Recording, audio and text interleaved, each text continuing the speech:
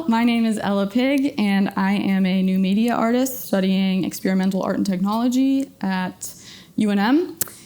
I am also a project assistant at the ARTSLab for the Community Immersive Technology Hub. At ARTSLab, we support interdisciplinary research across UNM's campus and within the community. We provide a space for people to share their research, and we provide technology for people to explore and learn how to use. And with CITH, we're committed to providing access to immersive and XR technology and education surrounding that. So today, we're going to be walking you through creating and deploying a VR template from Unity onto the HTC VIVE Focus Vision VR headset. So if you're interested in VR, but you've never used it before, maybe you've never even put a headset on, this is the workshop for you. We're going to start with the most basic operations and mechanics of the VR headset, and then we'll walk you through deploying the template onto the VR headset. And by the end of it, you'll be able to make some basic changes within Unity and change the control actions from using the controllers into using your hand gestures, and you'll be able to navigate the XR template within Unity. So, with that being said, let's get started. Okay, so now we are going to go through all of the items required for this workshop that come in the Vive kit. We have the headset with the 2 controllers, battery, the charging setup, and the wired streaming cable. First things first is we have to put the battery in the headset. To do so, you just pop this back off. It's magnetized, so there's not really a click or anything. The battery gets charged from the top, so to insert the battery, you can line the charge port with the hole in the headset, and then snap it in, put the back on. Now we will go over how to charge all of this stuff. The kit is going to come with a charging cable for the headset battery. You just put the end into the battery itself. You can charge it either through the headset, or you can charge the battery by itself outside of the headset. And then you just plug this into a wall. And then to charge the controllers, you have a USB-C cable to a dual USB-C. The dual USB-Cs will be inserted onto the bottom of the controllers, like so. And then the back will be inserted into anything with a power source. You can use a computer or a wall charger. Now we will go over all the buttons on the headset and the controllers. On the headset, to turn it on the back, there is a button that is connected to the battery. You'll just hold it until the lights come on, at which point it will be turned on. To force turn it off, you'll hold it for 10 seconds. There is a knob on the back of the headset that extends or shortens around your head. Alternatively, you can also use the Velcro strap on the top to help it fit better. On the side, you have a button which is for pass-through. If you hit it twice while you're in VR, then your mode will switch from full VR into pass-through mode, where you'll be able to see the room around you in mixed reality. On the other side, you have the port for the wired streaming cable. To put that in, you'll insert the L-shaped side into the port on the headset.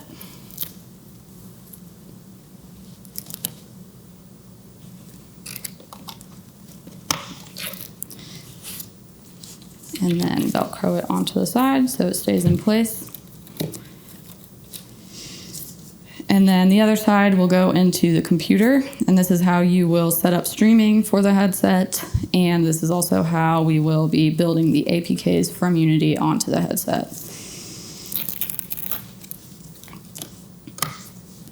Finally, on the bottom of the headset, you have a button for increasing or decreasing the overall volume. On the controllers, you have the wrist straps, which you put on before you start using them as such.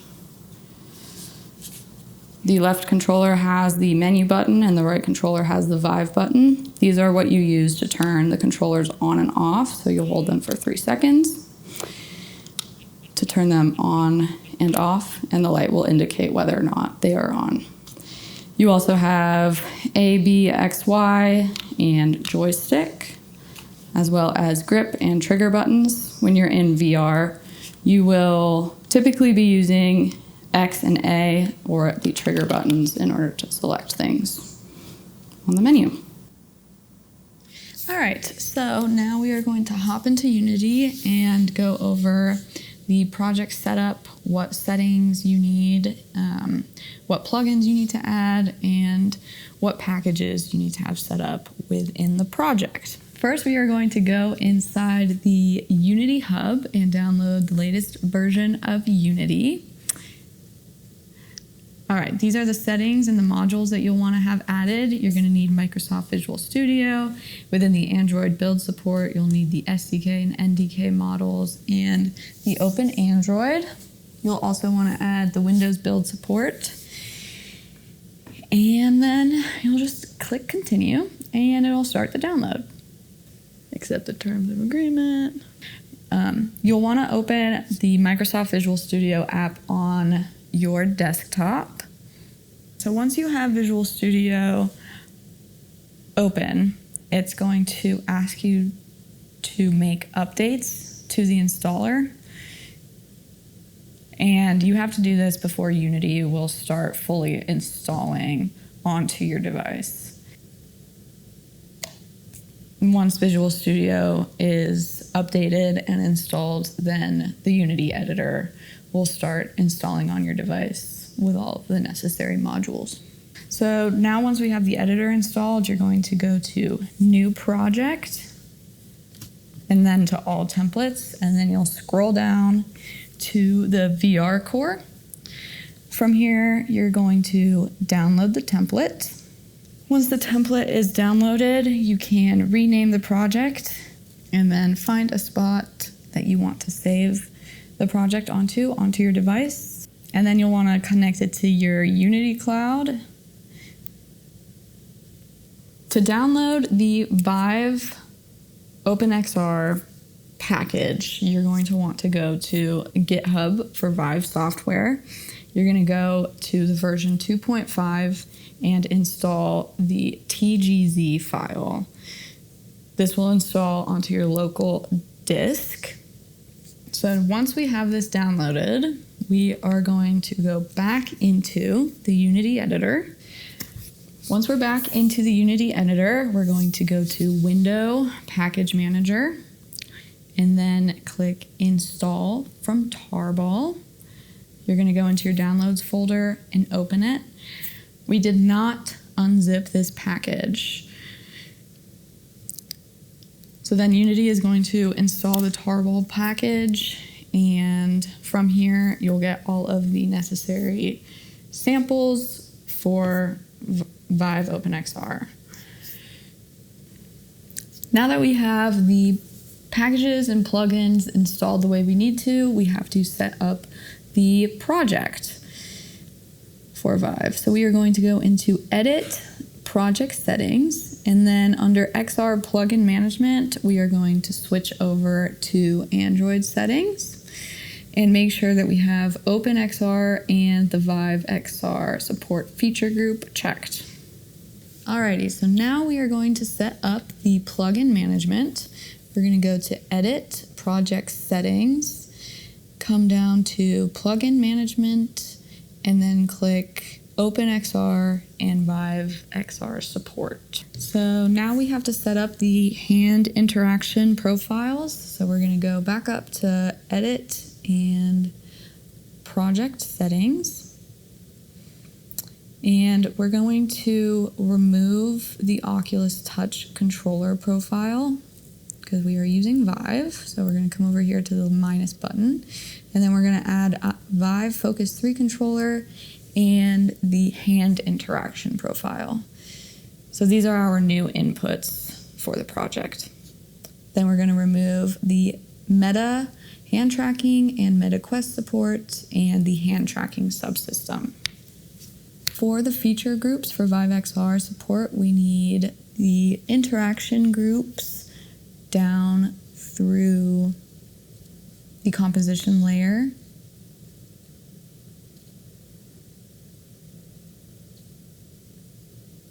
So you're going to click all of these. You're going to want the eye tracker, the fovation, pass-through, Vive XR support, and the XR performance settings. Alrighty, so the last part of the OpenXR management that we need to change is switching the render mode from single to multipass. Now we are going to start setting up the build profiles for the Vive. The build profiles basically explain how to send the APK to the headset. So the first thing that we're going to do is go to File and then Build Profiles, and then we're going to switch the platform from Windows to Android. And this will make it so that we save the player settings and the build profile for Vive. So we're going to make a new Android profile. We can right click to rename it. We'll just rename it to Vive. But we're going to go down to resolution and presentation.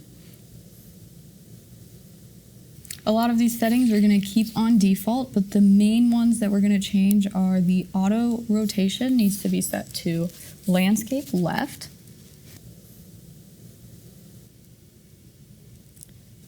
Next, we have to get our graphics APIs set up. So we are going to remove the Vulkan API and add the OpenGLES API. It's important that you also make sure that the auto graphics is turned off. We want to make sure we have set is the compression format to ASTC. When you are doing a build to the headset, one of the more important things you have to be concerned about is the order that you plug everything in. So you want to plug the wired streaming cable into the headset, and then make sure that the headset is turned on.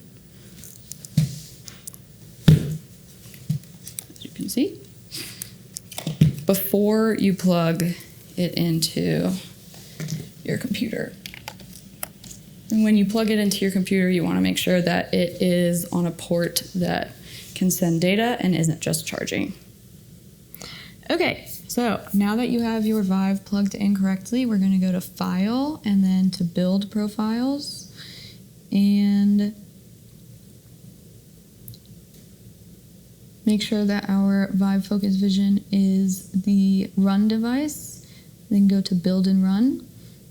Unity will ask you to save the APK somewhere on your disk, and you can just press Save, name the file, and then Build and Run, and it will install the APK directly onto the Vive.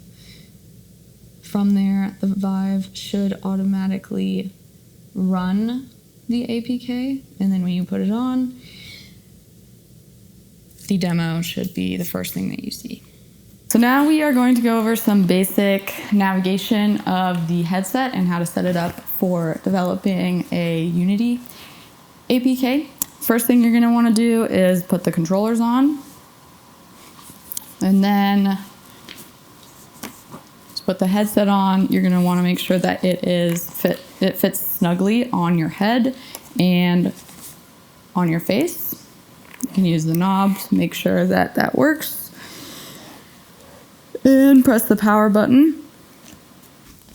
This is the main screen when you come in to the Vive headset. Down at the bottom, right now I'm using the controllers to navigate. I'm going to demonstrate turning them off and back on so we can pair them. Okay. So if the controllers are off, again, you're going to press the Vive menu button and the regular menu button for 3 seconds until they turn on. And then they're paired and connected, and we're back into the settings menu. To move into pass-through mode, once again, you can double click the side button twice, and now you can see through. And click it again, and you'll go back into the full VR. To set the safety boundary, I will demonstrate that. All right. So to set the floor position, you will use your controller and just pull it down. I'm not pressing any buttons to where the floor is. And then click done. And to set the safety boundary, you have 2 options. You can draw a boundary where you would be able to walk around, or you can switch to stationary, and I'll show you how to do both of them. I'm just using the trigger to make a box around me. Play area. And now it's going to ask me to confirm it. You can click done. And then to do the stationary version, you are just going to, instead of drawing the boundary, you'll go switch to stationary and click done. And confirm the boundary. Okay, when you put the headset on, you will get, it will automatically adjust the IPD, which is the space between your pupils. You can disable that if you go into, on the bottom here, settings, up to general, and then the IPD, interpupillary distance. You can go from automatic to manual. That way, every time you put it on, it doesn't start doing the IPD adjustment. If you want to change the view on which direction you're facing within the actual room, you can go into boundary and then into view and then reset.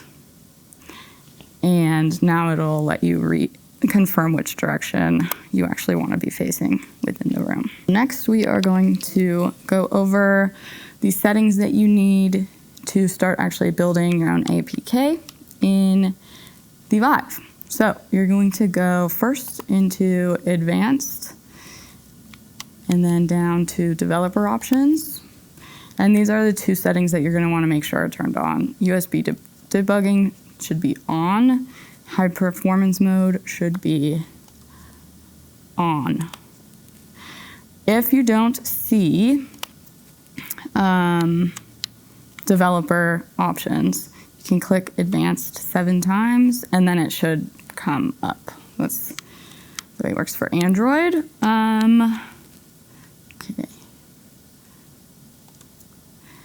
And then finally, for the purposes of the workshop today, we're also going to be using hand tracking. So you'll want to go into inputs, find hand tracking, and make sure that hand tracking is turned on. So we have just built one version of our demo from Unity. So you're going to come into, if it doesn't load automatically, you can go into your library and just hit your trigger. And let's see what we made. Okay, cool. So this is the demo. We have some interactables. I'm using the trigger and A to jump up and down. In this instance, I'm using the grip button on the right to grab, and it does give you a UI within the actual controllers. You want to look at that.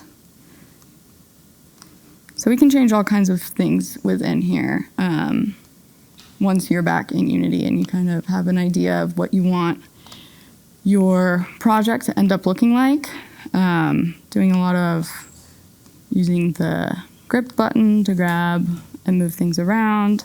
So right now we have everything to be set up for basic controlling with the controllers, but now we want to explore what it's like to lose the controllers and just be using the hand interactions. So that's the next step. Next in the hierarchy, we have a game object called the XR Interaction Manager, which holds the XR Interaction Manager script. The XR Interaction Manager script mediates the relationship between interactors and interactables. So for example, the cube that you can pick up is an interactable, and the controller that you use to pick up the cube is an interactor. So back in the XR Origin rig, we have the hand visualizers and controllers. These connect the player's position in VR, and that's the function of the tracked pose driver script. This tells Unity that wherever the player's head moves, the camera and controllers also need to follow that movement. And the configurations we made in the project settings make the default on these game objects compatible with the Vive headset. Something worth noting is the relationship between the camera offset and the main camera.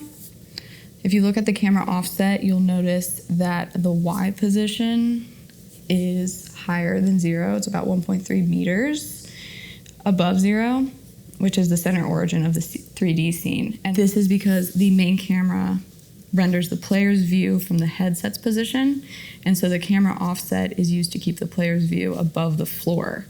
Without the camera offset, the player's Y origin point would render at 0 meters, so you would be looking at everything through the floor.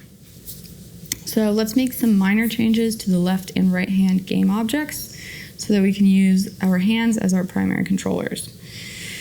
We'll go into the XR Origin rig in the hierarchy and look at the left hand. Looking at the scripts attached to the hand, we'll notice that we haven't told Unity that our hands are interactors. And this is why we can't interact with anything in the scene. To fix this, we'll go into the inspector, click Add Component, type in XR Direct Interactor, and add that script to our hand. We can also uncheck the audio source for now. Within the XR Direct Interactor, we need to specify the handedness of our hand, so we'll change that to left. This script connects to the XR Interaction Manager by default.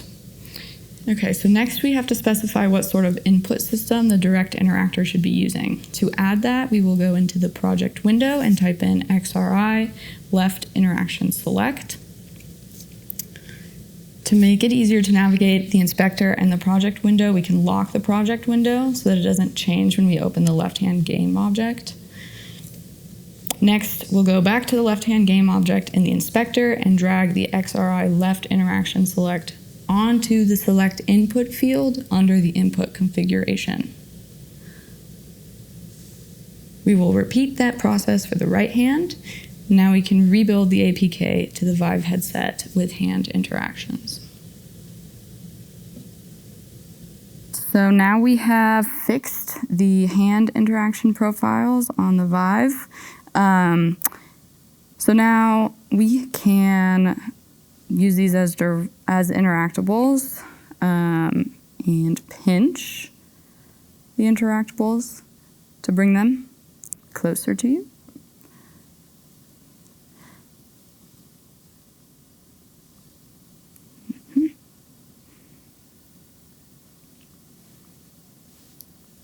Okay, cool.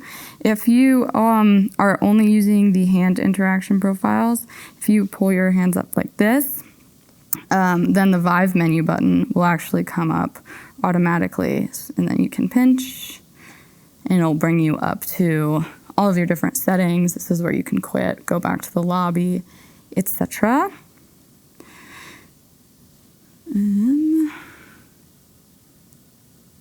Close that out, and now we're back in, and we should be able to walk around and sort of interact with these things a little bit more with the Vive, if you start to come out of the boundary that you set up, then it will shift into putting you into the pass-through mode.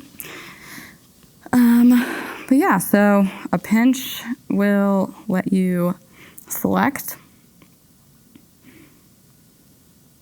And then the template just goes through all of the different settings and options within the Unity file.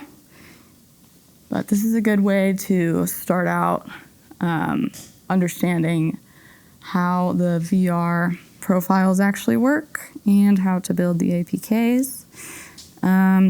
And yeah, so now we have a version of the app that uses the hand controllers and one that uses the Vive controllers and has hand interaction. We hope this workshop has been beneficial for your practice and research. ARTSLab is a place where artists and researchers across disciplines can collaborate and explore new ideas. ARTSLab and CITH are here to support the community with education and accessibility to emerging technologies. If you have questions or would like to get involved with ARTSLab, subscribe to our email list or follow us on Instagram to stay up to date with our events, workshops, and exhibitions.